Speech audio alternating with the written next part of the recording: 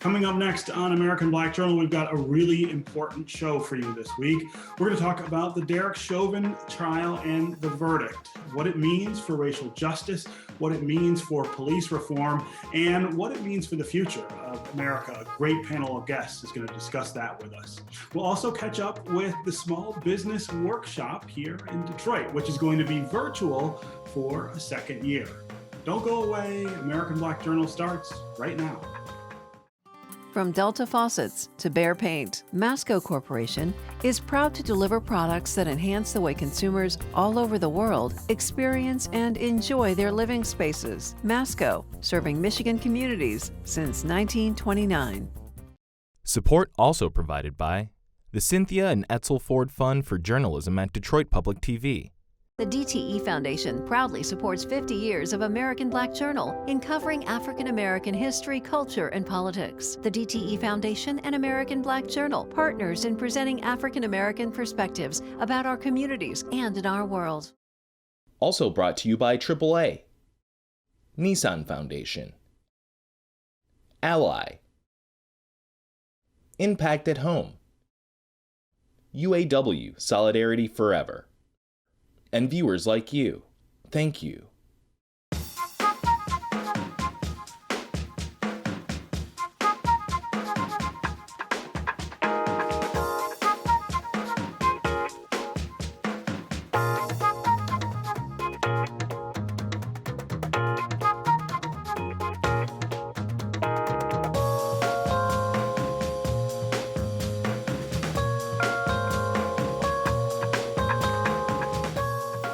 Welcome to American Black Journal. I'm Stephen Henderson, your host, and I'm really glad you've joined us this week.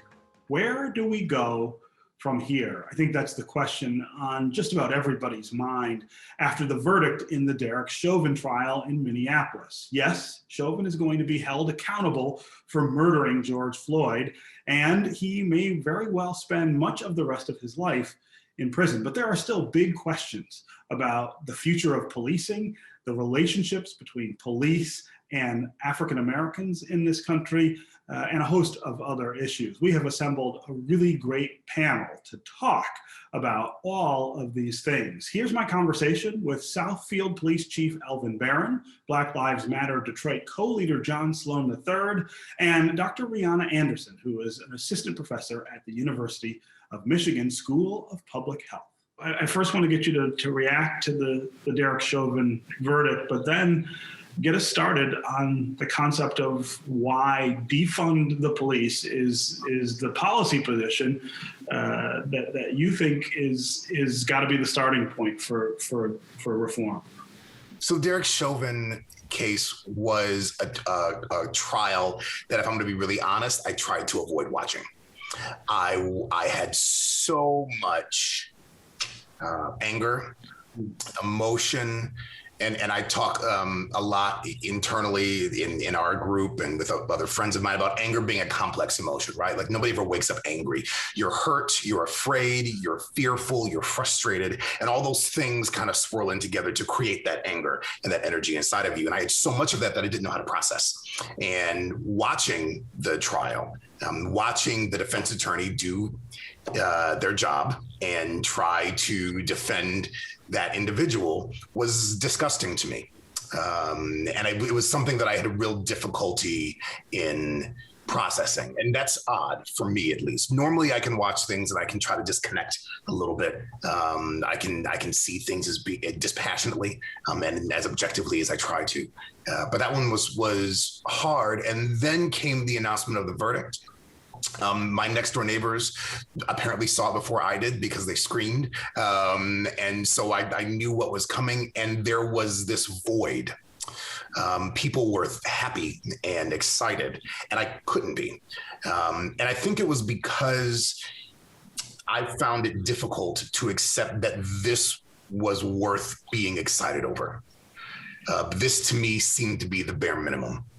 If my life is worth so little that the only way that my murderer can come to justice is by having videotape of somebody standing on my neck for close to 10 minutes, and that deliberation of that trial takes more than 5 seconds, right, to me is nothing to be proud of, and it's nothing to be excited about. There's an interesting dichotomy that Black Americans have, that I have. I'm the grandson of a Tuskegee Airman. I come from a largely military supportive family, even those of us that did not serve, and recognizing that sacrifice and knowing that I was not brave enough to sign up for that duty. But I also think that we have to be really honest about the system of government that we have.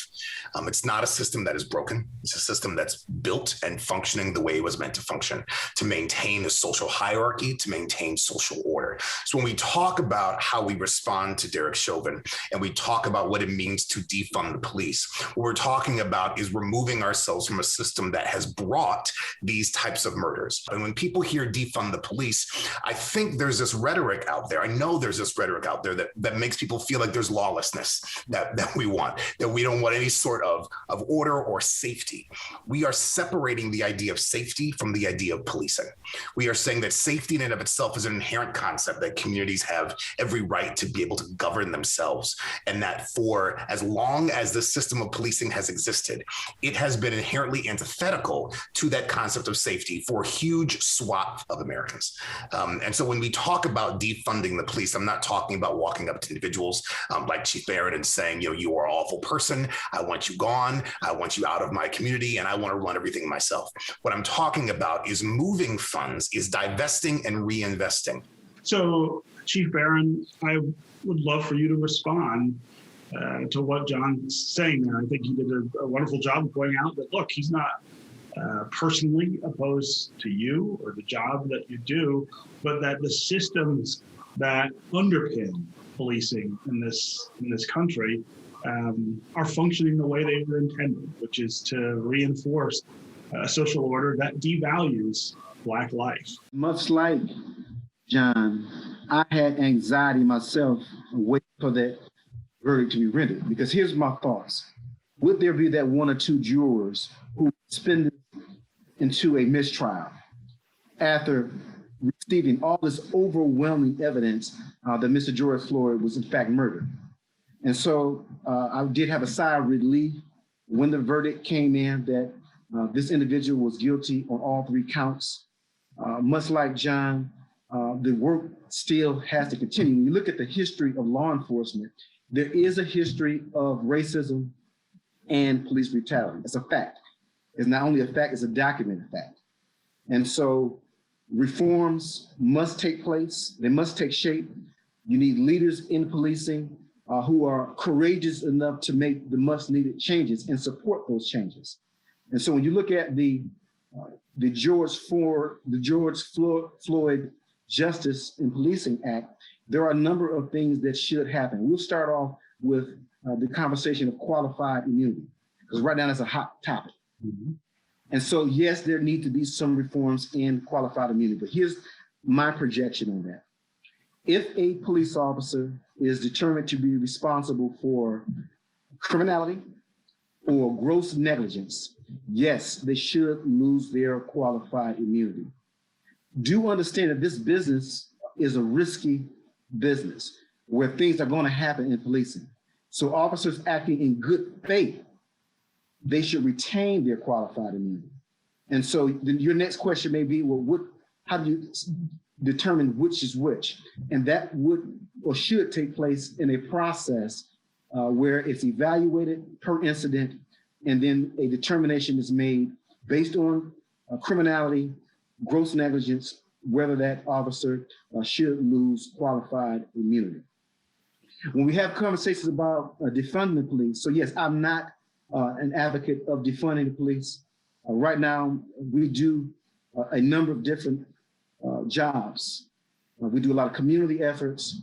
As you see in the recent death of the young man with this taser incident occurred, I don't believe that officer intentionally tried to kill him. That's what I would call gross negligence.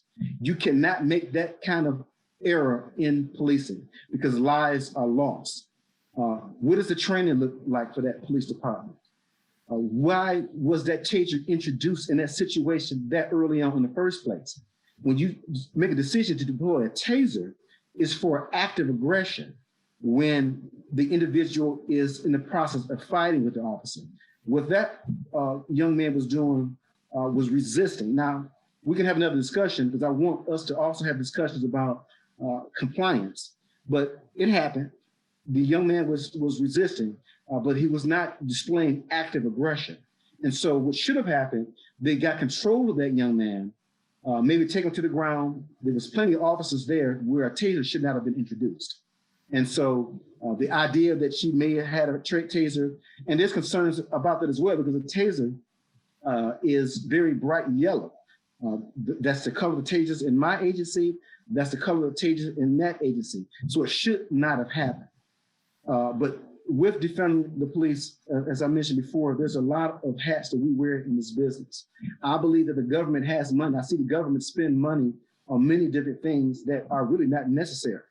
And so some of that money should be used for some of the programs. For example, we're starting a mental awareness response where we're looking to hire a medical professional to assist us on those types of calls for service. Because although there are calls for service for a person suffering from mental illness that have the potential to be violent, a majority of those are nonviolent, and we could use a medical professional to assist us in those types of response.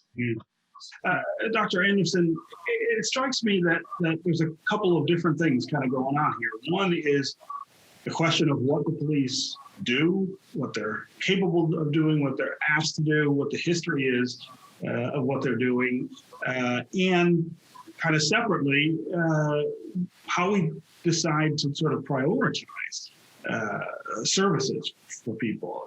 But I think there's still that fundamental question about policing and what it is and what it means in this country. I wonder if you can sort of help us bridge that gap a little bit. Is policing itself the problem? So you just want to ask me that $1 million question off top. Thanks so much for that, Stephen. Let me say a great thank you to the other panelists here who have really created such a rich backdrop for what I am hoping to contribute here. And the question might be, why is there a psychologist, right, in the midst of this? This is where I actually think it's really important for me to be, and I'm hopeful that a perspective might be important here. I'm going to introduce what some colleagues and I have been calling whack-a-mole to this conversation. So whack-a-mole, for those folks who may have not made it to the Michigan State Fair, you grab this hammer, you start to hit at something that emerges, that's coming from this ground, something that you see, something that's obvious, that you want to go back into the earth. So we've been coming up with this whack-a-mole analogy because policing is often something that's emerging as a problem. And sometimes we're trying to hit it back down into the ground or into this field. But one thing that I want us to really be mindful of is that the field itself, this American soil that it's emerging, that this problem is emerging from, is racism. We have had a problem in this country of racism since its inception because things that have occurred in this country have been based on race. Categories of people have been enslaved, categories of people have been stripped of their land, et cetera. So when we look at the American history and our culture through a lens of race, then you're able to understand as these problems emerge, as policing problems emerge, whether it's the entire system of policing or individual cases, because we often also look at a Dante Wright and we try to handle that and we create a hashtag. And then we move to Ma'Khia Bryant. We move to all of these cases that are emerging, but the entire problem of racism is what is feeding this system, the systemic problem of policing in America and these individual cases that are emerging. So Stephen, I want to say that because for me, it's not enough just to say that policing is a problem. It is. But that people who become police officers are born and raised in a society, in a country that sees people racially and has continued to treat people in different ways. To Chief Barron's point, perhaps Kim did not see Dante Wright as someone who she should be pulling a gun out on. Maybe we can all agree on that. but that she thought a taser, as you pointed out, was needed so early on for a 20-year-old man who posed no violent threat to her, is a psychological problem that not only police officers have, but educators, that other technicians, people within our community who are running our community, see Black people as inherently less. That is an American racial problem. That is not specific just to policing. Though, when we talk about policing, Stephen, we have a confluence of power, weapons, and immunity. And those three things are what make policing inherently more challenging, more heated than other places where perhaps a teacher is suspending. That's going to have consequences and that's going to be bad. But lethality, the ability to take a gun and to end someone's life because of that stereotype, in the same way that we have stereotypes about other people in our community with other professions, this is a lethality question. And when we talk about humanity, the need to live, one's ability, one's purpose in life to live, when we're taking that out and when someone has the capacity to take that out, that, Stephen, is what makes policing incredibly challenging in an American context. Of course, that panel had a lot more to say about the subject, and you can see the entire conversation at AmericanBlackJournal.org. Let's turn now to the 7th Annual Small Business Workshop presented by the Lee Group and Fifth Third Bank. This year's theme is Re-emerging from the Abyss, a reference to the major challenges faced by businesses during the pandemic. I got the details on the virtual workshop from Mark Lee of the Lee Group and Jason Pauletier of Fifth Third. So, Mark, I want to start with where we were a year ago when we talked about the business workshop, and we were at the beginning of the pandemic, and it was disrupting everything then in profound ways. We're still a little disrupted. You're going to be virtual again this year, but business-wise, I feel like things are starting to clear up just a little. Maybe some normalcy returning to people's activities. Give us a sense of where we are in that process. Yeah, a year ago, we were in the abyss. We were in the depths of despair, so to speak. Businesses were shutting left and right. We know that 41% of African-American businesses shut down, partially or permanently within the first 3 months of the pandemic versus 17% of small businesses. Fast forward to today, we're seeing a slow improvement. We're beginning to work our way out of that abyss. Are we there yet? Absolutely not. But clearly we're seeing that the state is beginning to reopen a little bit. The city is beginning to reopen a little bit. And we're finding that some businesses are beginning to reopen, although challenges still remain. So let's talk about the workshop, the virtual nature of the workshop. How'd that go last year, for starters? And what are you anticipating for this year? I got to tell you, first of all, I want to thank you, American Black Journal. You've been a wonderful supporter of the workshop for the last several years. And last year, as a result, we reached over 500 engagements, 500 people through technology.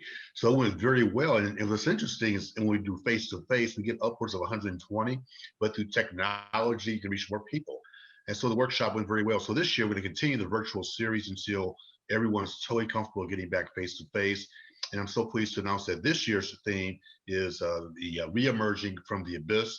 And from our friends at Fifth Third Bank, we're able to offer this workshop for free as well. Yeah. Jason, talk about what you guys are seeing from a banking perspective in terms of emergence from the pandemic and going back to quote unquote business as usual, and then your engagement with the small business workshop. Yeah, so thanks, Stephen. Thanks again for having me on.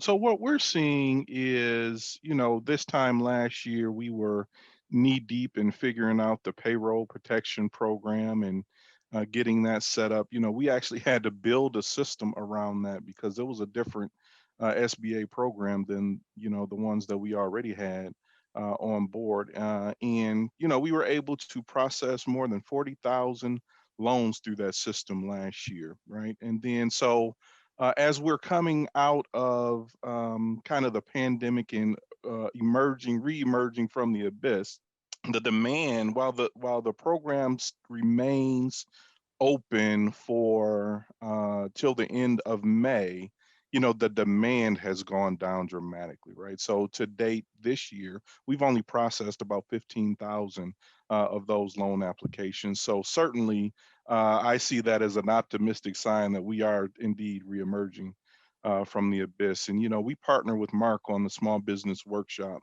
really because of his ability to really curate a series and a stream of professionals that's really going to provide businesses with the information and the tips that they need, for now and into the future.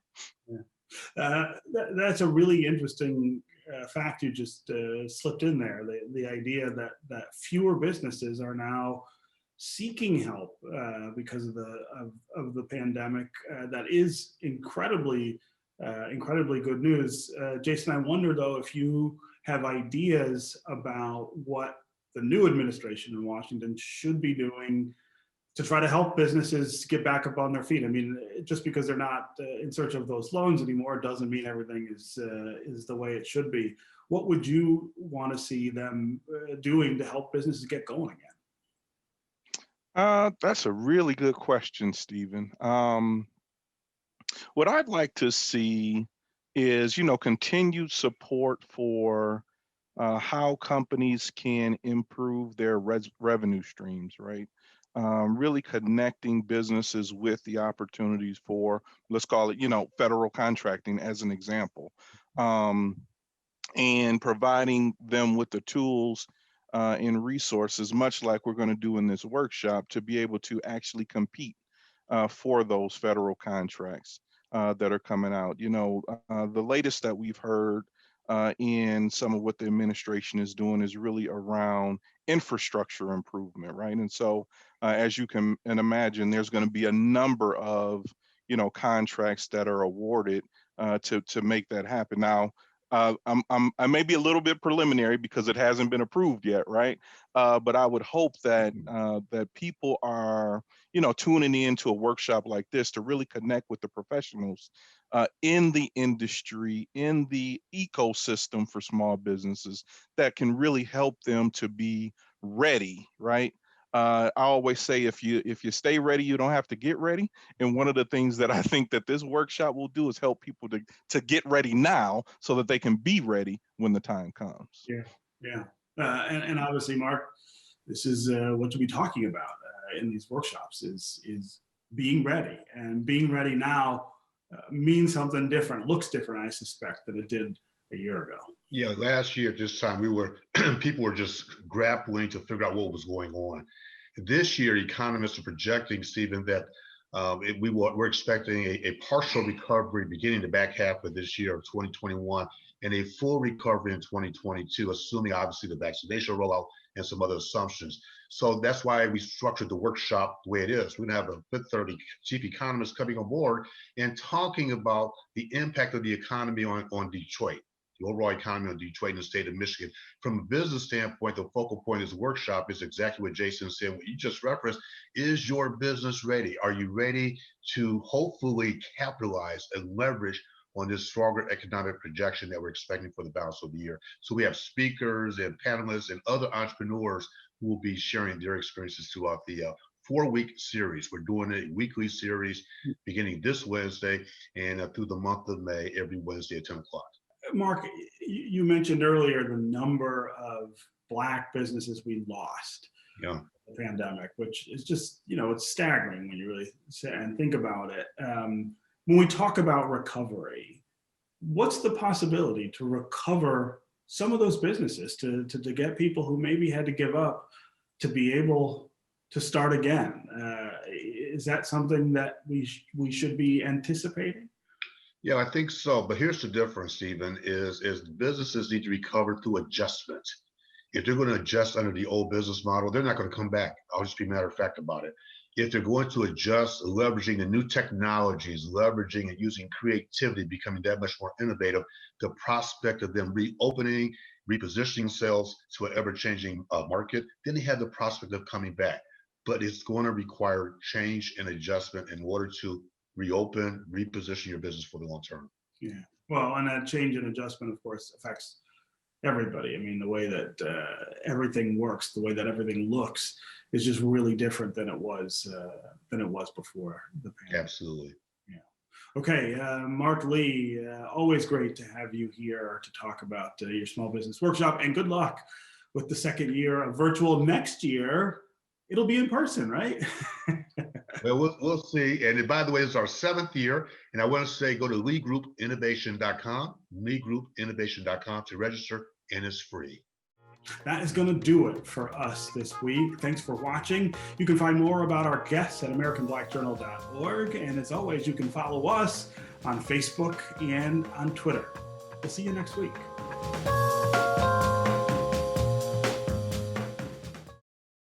From Delta faucets to Behr paint, MASCO Corporation is proud to deliver products that enhance the way consumers all over the world experience and enjoy their living spaces. MASCO, serving Michigan communities since 1929. Support also provided by the Cynthia and Etzel Ford Fund for Journalism at Detroit Public TV. The DTE Foundation proudly supports 50 years of American Black Journal in covering African American history, culture, and politics. The DTE Foundation and American Black Journal, partners in presenting African American perspectives about our communities and in our world. Also brought to you by AAA, NISSAN Foundation, Ally, Impact at Home, UAW Solidarity Forever, and viewers like you. Thank you.